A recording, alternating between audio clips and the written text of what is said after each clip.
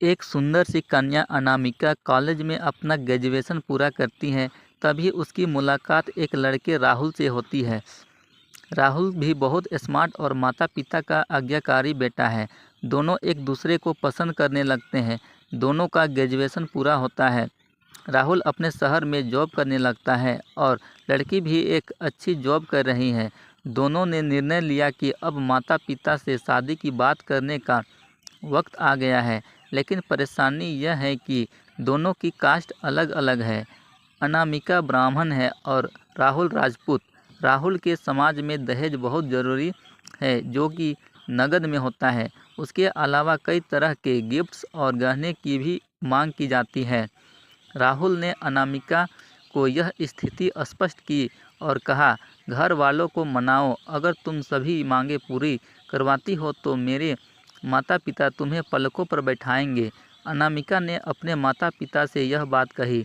अनामिका के माता पिता को यह बात पसंद नहीं थी, पर अनामिका की जिद थी कि अगर मुझे दहेज दोगे तो मेरी इज्जत बढ़ेगी। अनामिका के माता पिता सक्षम भी थे, बिना मांगे भी अनामिका को बहुत कुछ दे सकते थे, पर उन्हें इस तरह दहेज की मांग करने वाले लोग पसंद नहीं आ रहे थे। लेकिन माता पिता अनामिका की खुशी चाहते थे। उन्हें यह डर था कि कभी उनकी बेटी ये ना सोचे कि वे अपनी बेटी को कुछ देना नहीं चाहते। इसलिए उन्होंने सभी शर्तें मानी। शादी में राहुल को कार, फ्लैट, फर्नीचर के साथ 50 लाख नकद दिए गए। साथ ही अनामिका को गहने भी दिए गए और सभी रिश्तेदारों को गिफ्ट्स और कपड़े भी दिए। शादी बहुत धूमधाम से की गई, कोई कमी नहीं छोड़ी गई। अनामिका को मन ही मन यह गुमान था कि कास्ट अलग होने के बावजूद माता पिता ने उसकी शादी ससुराल के हिसाब से की।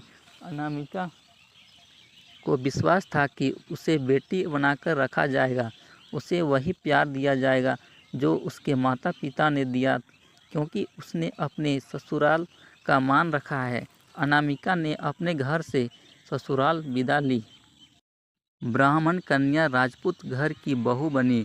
ससुराल में बहुत ज़्यादा पर्दा प्रथा थी। बहू को मनचाहा खाने तक की स्वतंत्रता नहीं थी।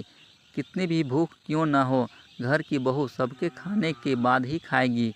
यहाँ तक कि उसे घर के पुरुषों के सामने बैठने तक की इजाज़त नहीं थी। अनामिका ने इस बात पर ऐतराज़ दिखाया, पर उसकी किसी ने ना सुनी। राहुल ने भी यह बोलकर मुंह फेर लिया कि यह तो परंपरा है। अनामिका को जो गुमान था वो धरा के धरा रह गया। उसे अपने माता पिता की याद आई। जब उन्होंने समझाया था तो वह उनसे बहुत लड़ी थी। उसने ससुराल में बात करने का फैसला किया। अनामिका ने अपने सास ससुर और पति से बात की, लेकिन उन्होंने नहीं सुनी और उसे बहुत बेरहमी से पीटा गया। अनामिका ने कभी ऐसा व्यवहार नहीं देखा था। उसे जिस लाए हुए दहेज पर घमंड था वह चूर चूर हो गया था। अनामिका को माता पिता से बात करने में भी शर्म महसूस हो रही थी और इसी कश्मकश में एक दिन अनामिका ने अपने आप को ख़त्म कर दिया था। माता पिता को जब यह बात पता चला तो उन्हें अपनी गलती का एहसास हुआ कि वक्त रहते समझा होता तो बेटी साथ होती। जो लोग दहेज पर बेटी की शादी करते हैं उनकी सोच हर तरह से छोटी होती है। जो बेटे को नीलाम कर देते हैं, किसी और की बेटी को कैसे अपनी बेटी बना सकते थे। दहेज कभी खुशियों की चाबी नहीं बन सकता, यह बात सभी को समझनी होगी।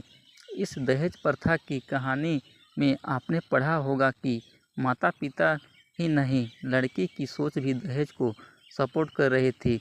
कई बार लड़कियां को दहेज का गुमान हो जाता है, पर जो लोग लोभी होते हैं वो कभी अच्छे नहीं हो सकते।